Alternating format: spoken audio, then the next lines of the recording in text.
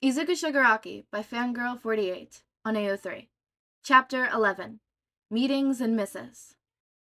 Toshinori sat nervously at the back booth waiting for Aizawa to show. It had been nearly over 20 minutes since the number one hero had arrived and sat down waiting, and now he was starting to get nervous. What would Izuku do if he woke up? Yeah. Would he believe the note? Agi? Gran Torino told Toshinori to watch the boy closely. When he left, what if... Hey, Yagi, can you hear me? An exhausted voice asked, pulling the number one hero from his anxious thoughts. Aizawa appeared in front of Toshinori, one eyebrow raised as he stood across from him. Sorry, I'm late. I had to make a stop at my agency. Toshinori gave a nervous smile, still unsure how to act around the underground hero. Aizawa had barely batted an eyebrow when Nezu had explained about Toshinori's injury. Fingers nervously playing with the cup of water a waitress had given Toshinori when he sat down. I'm the one who should be apologizing to you. I forgot that you're a night owl. The blonde gasped silently, looking at Aizawa. Oh, and you probably have to get to the school in a couple hours. Maybe we should postpone... Sit. The underground hero ordered, pointing at Toshinori as he started to stand up. Fearing the dark look in Aizawa's eyes, they reminded Toshinori of Gran Torino's. Toshinori did as he was told and sat back down. Aizawa sat there, studying him for a moment, taking a sip of the coffee the waitress brought him before, staring. Are you always like this? Nervous when you aren't working? Toshinori was taken aback by the question, chuckled, and rubbed the back of his head. I'm sure you can understand. This form isn't the most inspirational one. Maybe for the cameras, Aizawa hummed, turning to the waitress who appeared again, placing an order of some small food. As the woman walked away, Aizawa opened up the bag he had, stopping from his agency, pulling out a thick pile of papers, sliding them over to the number one hero. For the record, though, I think as long as you're capable of doing what we do, screw what you look like. Toshinori felt himself smile in relief at those words. Of the small group of doctors that knew of All Mights, most of them gave Toshinori pity looks when he went in for regular checkups. Even David, one of Toshinori's best friends, would give this unreadable look sometimes on their video chats. Taking the papers, Toshinori started reading them, trying to understand what he was looking at. It looked like searches typed in and screenshots of websites, but why would Nezu think this was... Then, like a bolt of lightning, the hero realized what he was looking at. This what Izuku has been doing on the computer, Toshinori said, looking at one particular page, where everyone with the surname Shigaraki was listed. Nezu put spyware in it. Aizawa took a sip of the coffee, leaning back. Sort of. The laptop was given is actually UA property given to students who have financial problems to help with their schoolwork. Whatever website he uses it for is logged and sent to the mainframe. Nezu and Powerloader set it up to make students sure that they were actually using the laptop for the given purpose. And this is all of Izuku's? Toshinori asked, looking at the large stack with wide eyes. The underground hero snorted. Hardly. This is just last night. Nezu emailed it to me, and I printed it off in my agency before coming. Toshinori coughed at the news, quickly pulling out a handkerchief to collect any stray blood that might escape from his mouth. It was no wonder Izuku looked so terrible this morning, if this is what he was doing all night. Frowning, the number one hero gripped the pages tighter, knowing he had to do something about this as soon as possible before the boy ran himself into the ground, or worse. I like that look, Aizawa piped up, drawing the blonde away from his thoughts. Toshinori looked confused. I'm sorry. Aizawa placed the mug back on the coffee. If you had brushed this off, I would have had Nezu immediately take the kid from you and put him in my custody. Toshinori clenched his teeth as the underground hero continued. But you genuinely seem to care for the kid, despite what Nezu told me his brother put you through.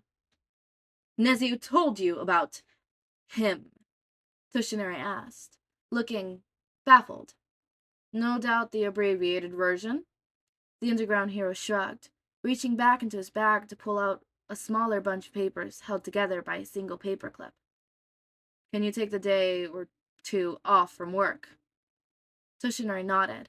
If you tell me when, I can definitely take time off. Does today work? Mentally going over his schedule, Toshinori knew that All Might didn't have anything that couldn't be rescheduled and nodded.